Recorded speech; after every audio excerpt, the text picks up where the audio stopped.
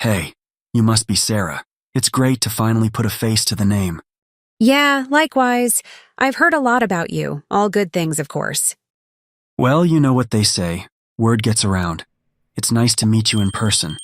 How's everything going? Can't complain.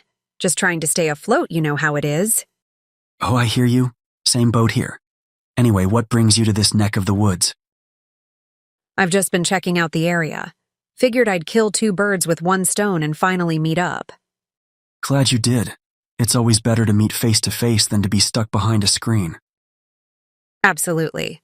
So, what's the plan for today? I'm all ears. Let's just play it by ear. We could grab a coffee first and see where the day takes us.